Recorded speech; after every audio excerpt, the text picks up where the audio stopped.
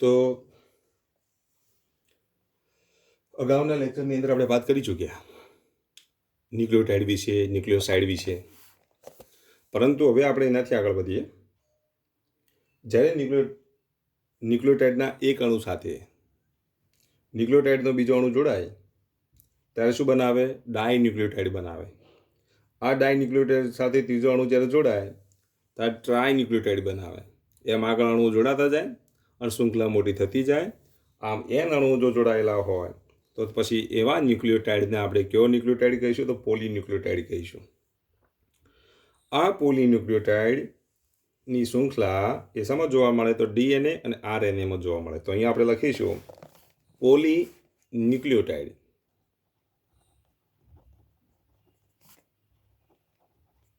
વિશે સમજાવો.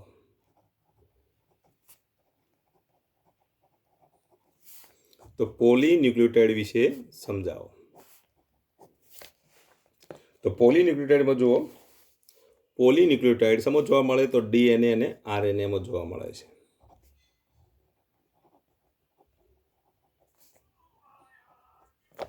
પોલીન્યુક્લિયોટાઇડ ડીએનએ અને આરએનએમાં જોવા મળે છે.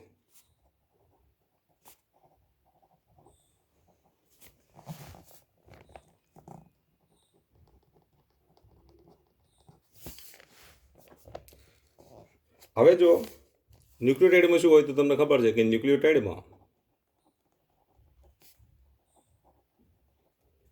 એક શું હશે બોલો? તો નાઇટ્રોજન બેઝ,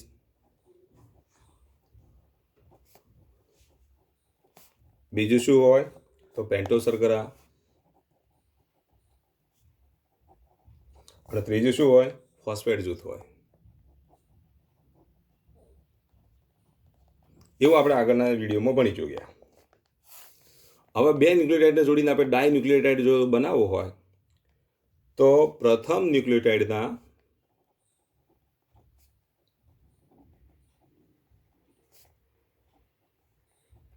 પેન્ટોસ શર્કરાના ત્રીજા કાર્બન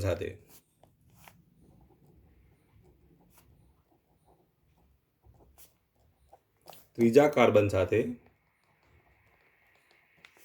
બીજા ન્યુક્લિયોટાઇડનો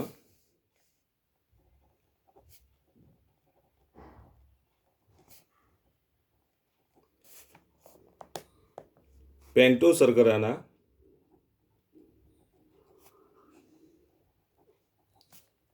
પાંચમા કાર્બનનું ફોસ્ફેટ જૂથ જોડાતા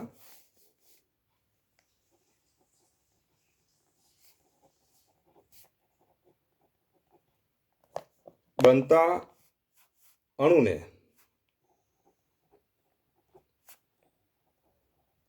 ડાયન્યુક્લિયોટાઇડ કહે છે.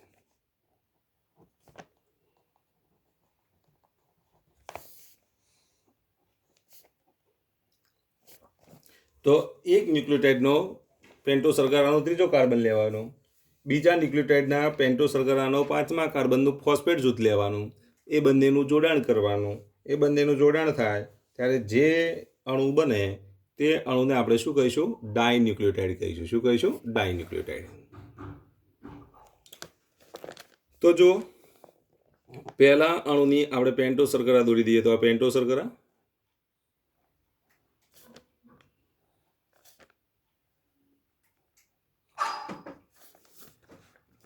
આઈનો પાંચમો કાર્બન, તેની સાથે CH2, અહીંયા શું આવશે? PO માઇનસ, સોરી અહીંયા O, પછી અહીંયા P, પછી ડબલ બોન્ડ O, અહીંયા શું આવશે? O માઇનસ, અહીંયા પણ શું આવશે? O minus. આ ફોસ્ફેટ જૂથ કહેવાય. બરાબર. આ ચોથો કાર્બન, આ પાંચમો કાર્બન, આ ત્રીજો કાર્બન, બીજો કાર્બન અને આ પહેલો કાર્બન. હવે આ ત્રીજા કાર્બન સાથે શું જોડાયેલું હોય? તો બહારની બાજુ OH જોડાયેલું હોય. હવે આની સાથે બીજા ન્યુક્લિયોટાઇડ અને અહીંયા બેઝ જોડી દઈએ. અહીંયા શું જોડાયેલું હોય? બેઝ જોડાયેલું હોય. પહેલા કાર્બન સાથે આ રીતે બેઝ જોડાયેલું હોય. આ જે બન્યો એ બંનેને આપણે શું કહીશું? તો ન્યુક્લિયોટાઇડ કહીએ છીએ. જે આગળના આગળની થિયરીમાં આપણે ભણી ચૂક્યા. હવે શું કરવાનું તમારે? આની સાથે જ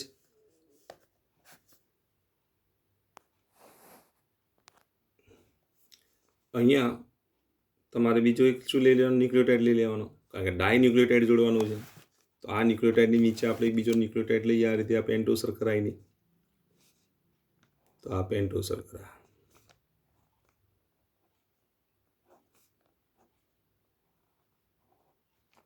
આ એનો 5મો કાર્બન.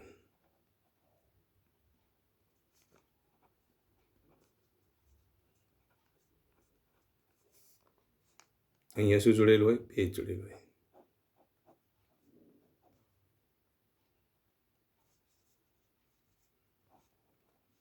આ 5મો કાર્બન, આ 3જો કાર્બન, 5મો કાર્બન.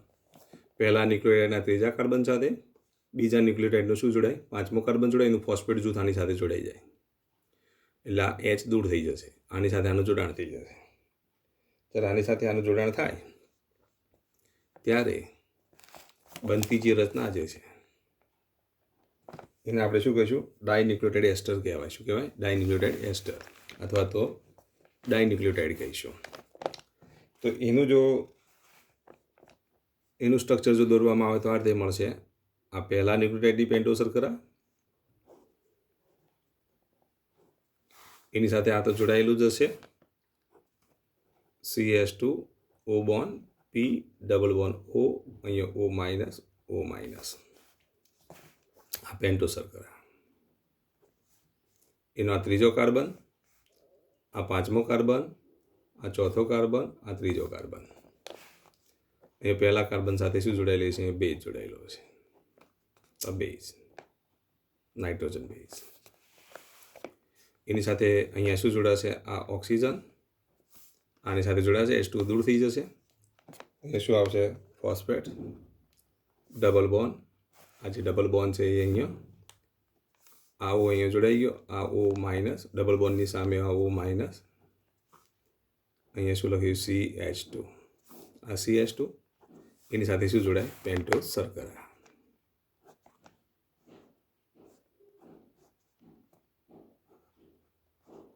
આ રીતે પેન્ટોસ શર્કરા જોડાય. આ રીતે પેન્ટોસ શર્કરા જોડાઈ જશે. આની સાથે શું છે? અહીંયા OH, અહીંયા OH રહેશે. આની સાથે શું જોડાય? Nitrogen base. આ રીતે નાઇટ્રોજન બેઝ જોડાય. તો આવા બે અણુઓ જો જોડાય, આ 3જા ક્રમ સાથે 5મા ક્રમનો કાર્બન જોડાય એટલે 3 સાથે 5 જોડાય. એ રીતે ફરી પાછું અહીંયા 3 સાથે 5 જોડાય, 3 સાથે 5 જોડાય, પછી ફરી 3 સાથે 5 જોડાય. આમાં બે અણુઓ જોડાય તો એને ડાયન્યુક્લિયોટાઇડ કહેવાય. 3 અણુઓ જોડાય તો એને શું કહેવાય? ટ્રાયન્યુક્લિયોટાઇડ કહેવાય. 4 અણુઓ જોડાય તો એને ટેટ્રાન્યુક્લિયોટાઇડ કહેવાય. એવા n અણુઓ જો જોડાય તો એને શું કહેવાય? પોલીન્યુક્લિયોટાઇડ કહેવાય. શું કહેવાય? પોલીન્યુક્લિયોટાઇડ કહેવાય. તો આને આપણે ડાયન્યુક્લિયોટાઇડ કહીશું. તો આ રીતે ડાયન્યુક્લિયોટાઇડ બને. તો આમ 3 અણુઓ જોડાય તો આને આપણે વાત કરીએ કે જો 3 અણુઓ જોડાય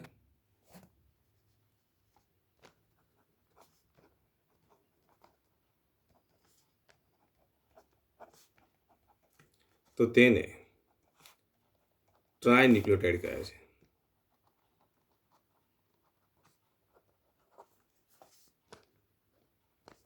એવા n અણુઓ જોડાય તો તેને શું કહેવાય? પોલીન્યુક્લિયોટાઇડ કહેવાય. તે જ પ્રમાણે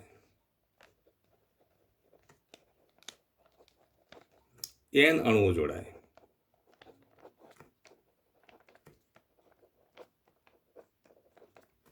તો તેને પોલીન્યુક્લિયોટાઇડ કહે છે.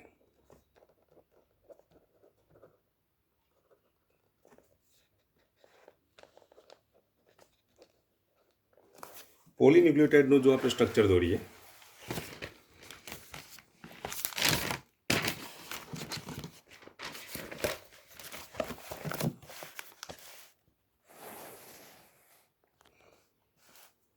તો પોલીન્યુક્લિયોટાઇડ માટે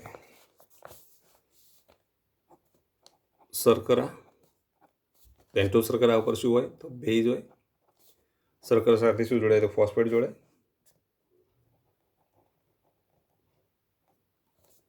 ફોસ્ફેટ સાથે ફરી પાછું અહીંયા શું જોડાય? તો શર્કરા.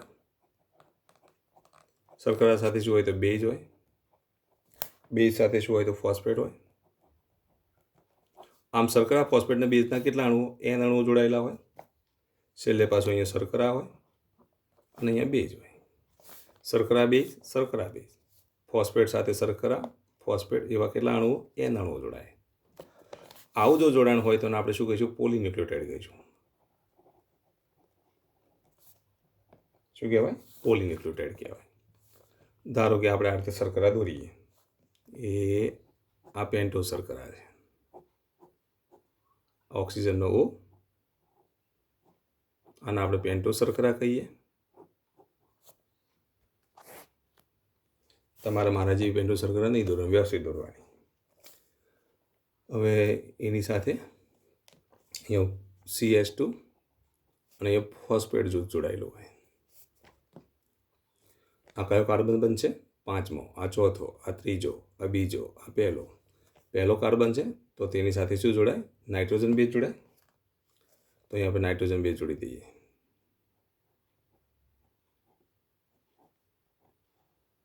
ધારો કે આ એડિનિન છે, બે સ્ટ્રક્ચર છે ને એટલે આપણે આ રીતે બતાવીએ. આ એડિનિન આપણે જોડી દીધું.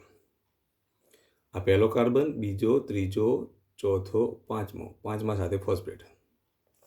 તો આ ત્રીજો કાર્બન છે ને એની સાથે ફરી પાછું જોડાય? ફોસ્ફેટ જોડાય. ફોસ્ફેટ સાથે શું આવશે? CH2 આવે. ત્રીજા કાર્બન સાથે બીજા ન્યુક્લિયોટાઇડનું શું જોડાય? ફોસ્ફેટ જૂથ જોડાય. આ ત્રીજા નંબરનો કાર્બન છે એની સાથે આ 5મા ક્રમનું ફોસ્ફેટ જૂથ જોડાઈ ગયું. પછી પાછું અહીંયા આપણે ફરી પાછું પેન્ટોઝ શર્કરા દોરવી પડશે. તો આ રીતે આપણે પેન્ટોઝ શર્કરા દોરી દીધી. આ O છે. આની સાથે શું જોડાય? તો આ 5મા ક્રમનો, ચોથો, ત્રીજો, બીજો ને પહેલા સાથે શું જોડાય? નાઇટ્રોજન બેઝ જોડાય. નાઇટ્રોજન બેઝ તમે આ રીતે જોડો ને, આ એક જ રિંગ છે. એક રિંગ હોય તો પિરિમિડિન, બે રિંગ હોય તો પ્યુરિન. પ્યુરિન તરીકે એડિનિન અને ગ્વાનિન. પિરિમિડિન તરીકે શું આવે? સાઇટોસિન, થાઇમિન અને યુરેસિલ આવે. તો ધારો કે આ સાઇટોસિન જોડી દીધું. બરાબર. ત્યાર પછી આ પહેલા ક્રમનો, આ બીજા ક્રમનો, આ ત્રીજા ક્રમનો કાર્બન છે. આ ત્રીજા ક્રમના કાર્બન સાથે શું જોડાય? ફોસ્ફેટ જોડાય. ડેશ ડેશ ડેશ એ રીતે અસંખ્ય અણુઓ જોડાય. પછી અહીંયા આપણે લઈએ CH2. પછી આ વચ્ચે ડેશ ડેશનો મતલબ અહીંયા પોલીન્યુક્લિયોટાઇડ હોવાથી અસંખ્ય અણુઓ જોડાયેલા છે. આ જે n કર્યા ને એવા અસંખ્ય અણુઓ જોડાઈ જશે આ રીતે જ. ફરી પાછું અહીંયા શું આવશે? પેન્ટોઝ શર્કરા.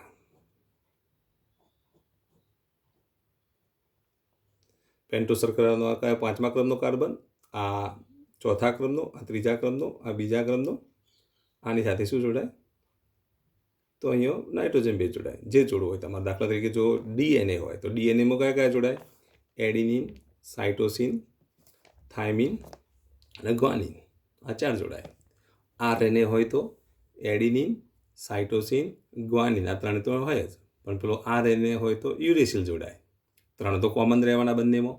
DNAમાં શું હશે? એડિનિન, ગ્વાનિન અને સાઇટોસિન. RNAમાં પણ શું હોય? એડિનિન, ગ્વાનિન અને સાઇટોસિન તો હોય જ. પરંતુ જો DNA હોય તો થાઇમિન જોડાય અને RNA હોય તો યુરેસિલ જોડાય. શું જોડાય? યુરેસિલ જોડાય. તો અહીંયા તમે ધારો કે ગ્વાનિન જોડો તો અહીંયા શું લખી દેવાનું? G લખી દેવાનું. અને આ છેલ્લે OH. આ ત્રીજા ક્રમનો અને આ 5મા ક્રમનો. તો શૃંખલા 3 થી 5 હોય. આગળ જોડાશે તો 3 સાથે જોડાશે, અહીંયા આગળ જોડાશે તો 5 સાથે જોડાય. અહીંયા આગળ વધીએ તો 5 સાથે જોડાય. અહીંયા જો આ બાજુ આગળ વધો તો 3 સાથે જોડાય. આમ 3 થી 5ની આમ શૃંખલા મળે. તો આ જે સ્ટ્રક્ચર બન્યું એ પોલીન્યુક્લિયોટાઇડનું સ્ટ્રક્ચર બન્યું. શાનું સ્ટ્રક્ચર બન્યું? પોલીન્યુક્લિયોટાઇડનું સ્ટ્રક્ચર બન્યું. બીજું યુરેસિલનું સ્ટ્રક્ચર જોઈ દો ને. હવે કદાચ ઓબ્જેક્ટિવ માટે યાદ રાખવાનું. ઓબ્જેક્ટિવમાં શું યાદ રાખશો? થાઇમિન એ શું છે? યુરેસિલના સ્ટ્રક્ચર જેવું છે. તમે જુઓ આગળ સ્ટ્રક્ચર. એમાં 5મા ક્રમના કાર્બન ઉપર છે તો 5 મિથાઇલ યુરેસિલ પણ કહેવાય. તો થાઇમિનનું બીજું નામ કયું છે? તો 5 મિથાઇલ યુરેસિલ. યુરેસિલના સ્ટ્રક્ચરની અંદર 5મા કાર્બનની અંદર મિથાઇલ એટલે કે CH2 સમૂહ જોડાયેલો છે અને CS2 સમૂહ જોડાયેલો હોવાથી એને આપણે 5 મિથાઇલ યુરેસિલ પણ કહી શકીએ. શું કહી શકીએ? 5 મિથાઇલ યુરેસિલ. મિથાઇલ માટે CS3 જોડાયેલો હોય ને તો અહીંયા 5મા ક્રમના કાર્બન પર આ રીતે જોડાયેલ છે. એટલે થાઇમિનનું બીજું નામ કયું આવશે? 5 મિથાઇલ યુરેસિલ છે. તો આને આપણે શું કહીશું? પોલીન્યુક્લિયોટાઇડ કહીશું. શું કહીશું? પોલીન્યુક્લિયોટાઇડ કહીશું. તો આમ પોલીન્યુક્લિયોટાઇડની થિયરી તમને આવડવી જોઈએ. ડીએનએની અંદર આવી 2 પોલીન્યુક્લિયોટાઇડ શૃંખલાઓ હોય, એ બંને વચ્ચે નાઇટ્રોજન બેઝ સાથે હાઇડ્રોજન બંધ સાથે જોડાઈ અને શું બનાવતા હોય છે? આવી કુંતલાકાર રચના બનાવતા હોય છે. એની ચર્ચા આપણે એના પછીના વિડીયોમાં કરીશું. પણ અત્યાર સુધી પોલીન્યુક્લિયોટાઇડની જો થિયરી પૂછાય તો આટલા સુધી તમારે લખવું પડે. તો કેમિસ્ટ્રી અને બાયોલોજી માટે આ અગત્યનો પ્રશ્ન છે જે તમારે તૈયાર કરી દેવાનો.